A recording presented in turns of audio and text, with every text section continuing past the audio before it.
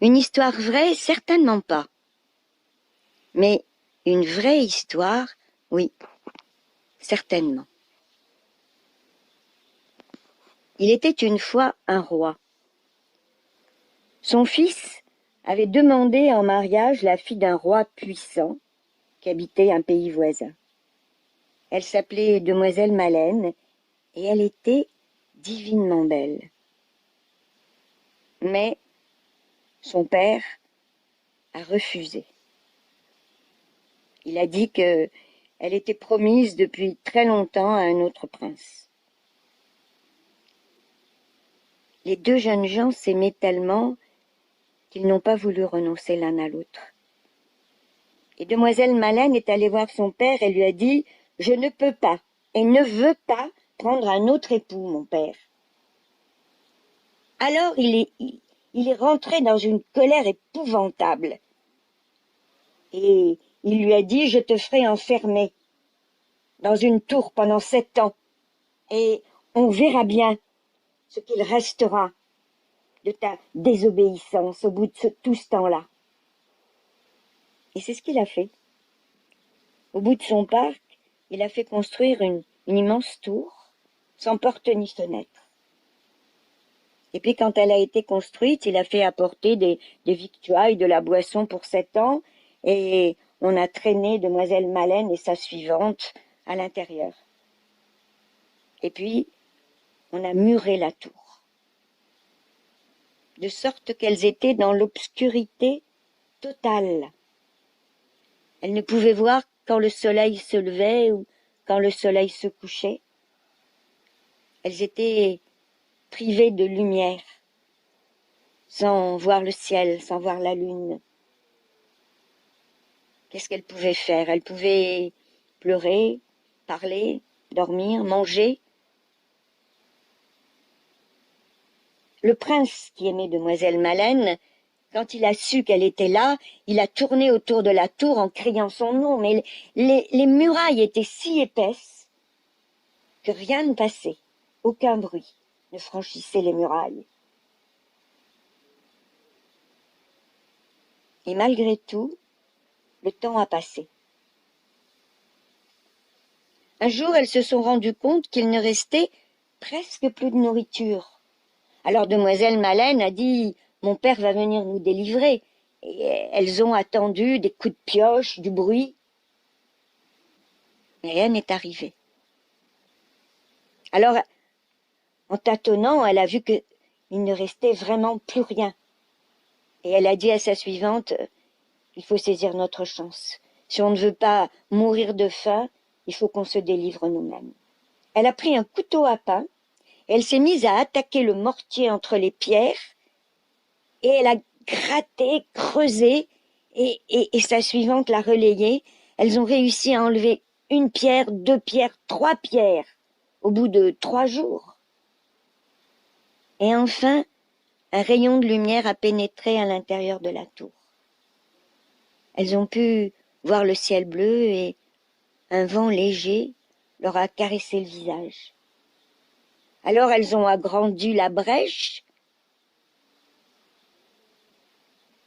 et elles ont vu un spectacle épouvantable. Au loin, le château du roi était brûlé. Le parc était ravagé, les arbres étaient tombés. Tout était dévasté. C'est sûr, il y avait eu une guerre.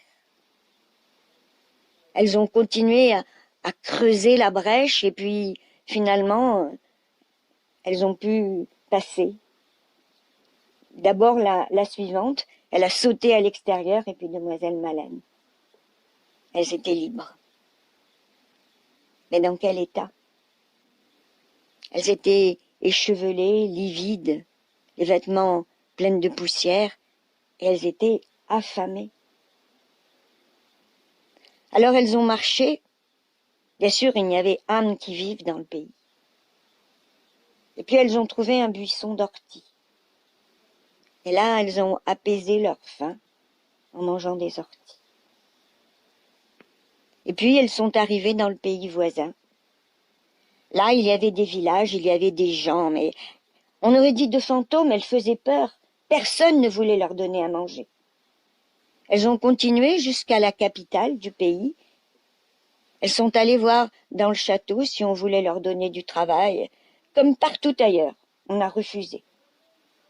Et puis, finalement, comme elles partaient, le cuisinier a couru derrière elles et il leur a dit « Bon, allez, restez. J'ai besoin de 2 souillons. Vous allez faire l'affaire. Restez. » Demoiselle Maleine ne pouvait pas le savoir. Mais ce château, où elle allait pouvoir rester, c'était le château du prince qu'elle avait aimé autrefois. Son père venait de le fiancer. Et la fiancée était arrivée. Elle logeait là-haut, dans une chambre.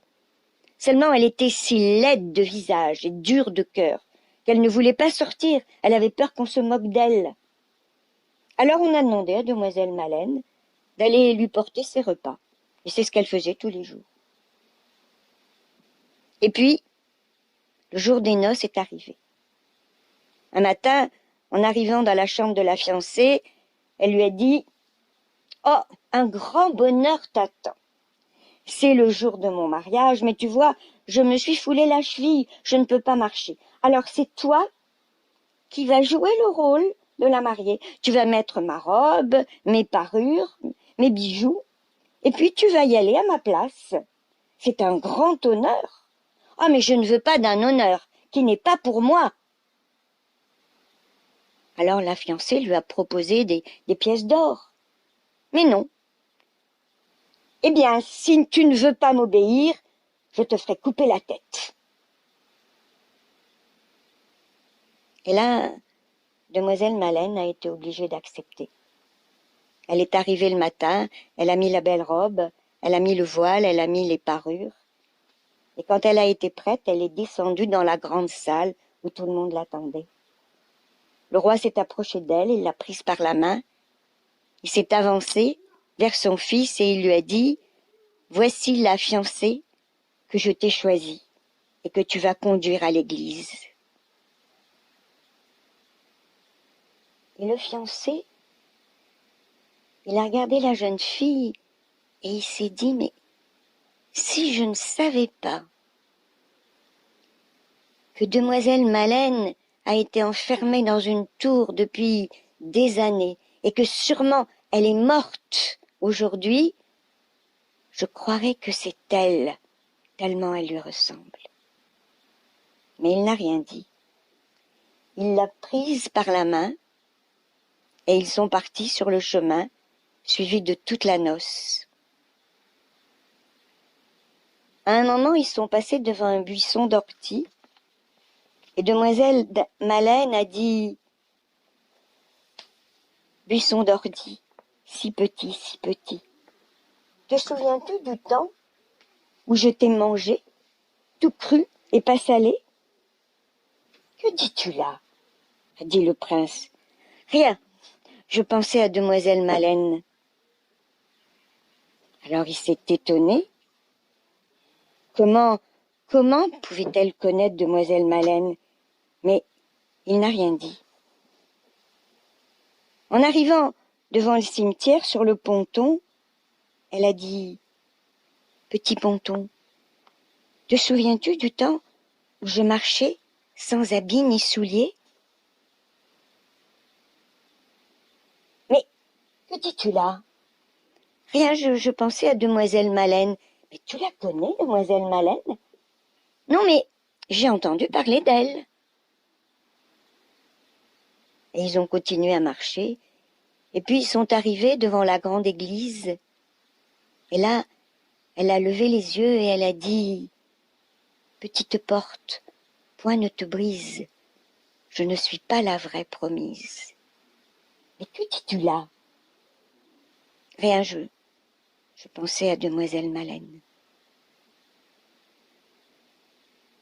Alors il a sorti de sa poche un collier tout en or.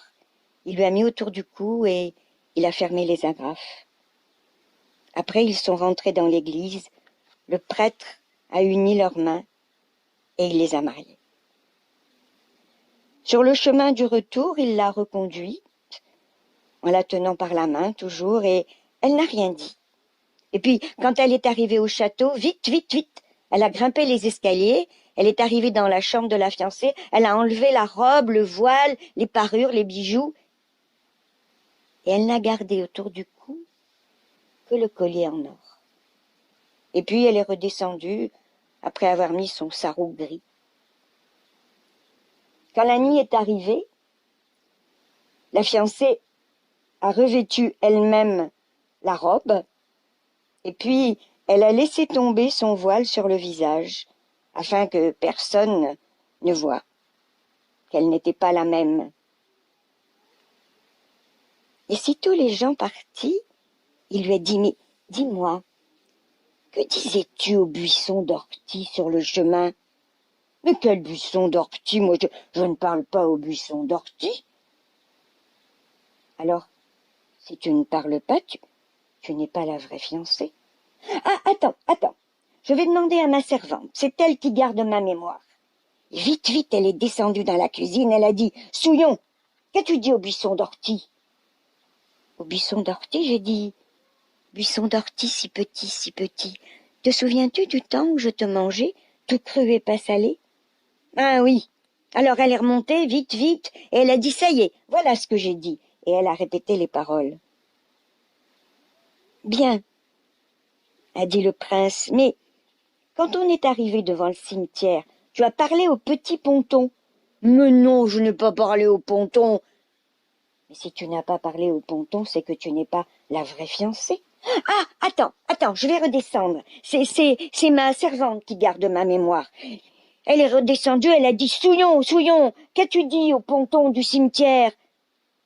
Au ponton, j'ai dit, petit ponton, te souviens-tu du temps où je marchais sans habits ni souliers? Ça te coûtera la vie, a dit la princesse. Et puis vite, vite, vite, elle est remontée et a dit au fiancé, voilà ce que j'ai dit. Oui. Mais dis-moi, à la porte de l'église aussi tu as parlé. Mais non, je n'ai pas parlé. Alors si tu n'as pas parlé, c'est que tu n'es pas la vraie fiancée. Attends, a-t-elle dit. Et vite, vite, elle est redescendue les escaliers. Souillon, qu'as-tu dit à la porte de l'église? À la porte de l'église, j'ai dit, petite porte, point ne te brise. Je ne suis pas la vraie promise. Tu le paieras de ta tête, a dit la fiancée. Et puis vite, elle est remontée, et elle a dit, ça y est, je me rappelle ce que j'ai dit, elle a répété les mots. Mais où as-tu mis le collier que je t'ai agrafé autour du cou? Mais jamais tu ne m'as donné de collier. Mais qu'est-ce que tu me dis là? Alors le prince a arraché le voile, et quand il a vu le visage de la fiancée, il a reculé, il a dit, mais qui es-tu? Comment es-tu ici? Je suis la fiancée que ton père a amenée ici au château. Mais comme je craignais d'être la risée des gens si je me montrais, alors j'ai ordonné à la Souillon de mettre mes vêtements et d'aller à l'église à ma place. Où est cette jeune fille? A dit le prince. Je veux la voir. Va la chercher. Alors elle est sortie et elle a dit au valet que la Souillon était une friponne, qu'il fallait l'arrêter et lui couper la tête. Et les valets sont allés saisir demoiselle Maleine. Ils allaient l'emmener, mais elle a crié « Au secours! Au secours !» Et le prince a entendu la voix. Alors il a ordonné qu'on apporte des flambeaux. Ils sont arrivés dans la cour du château, et là, il a vu la jeune fille avec à son cou le bijou qu'il lui avait donné à l'église. « Tu es la vraie fiancée, a-t-il dit, celle qui m'a accompagnée à l'église. Viens avec moi dans ma chambre. » Et quand ils ont été seuls, tous les deux, il lui a dit « En chemin, tu as nommé demoiselle Maleine, qui était ma fiancée. Je m'imagine la voir devant moi, tellement tu lui ressembles. » Et elle a dit « Je suis demoiselle Maleine. celle qui a été enfermée pendant 7 ans, dans le noir, dans une tour. J'ai souffert la faim, la soif, j'ai vécu tout le temps dans la détresse, la pauvreté, mais aujourd'hui, le soleil luit de nouveau pour moi. Parce que j'ai été unie à toi dans l'église et que je suis ton épouse légitime. Alors, ils se sont jetés dans les bras l'un de l'autre, ils se sont embrassés, et on dit qu'ils ont été heureux le restant de leur jour. La fausse fiancée, on raconte qu'elle a eu la tête tranchée. En tout cas, dans le pays voisin, la tour où demoiselle Malène avait été enfermée, elle est restée longtemps debout. Et les enfants du village, ils aimaient aller autour de cette tour. Ils faisaient la ronde et ils chantaient. Qui est dans cette tour? Ô gai, ô gai, ô gai. Qui est dans cette tour? Une princesse est cachée.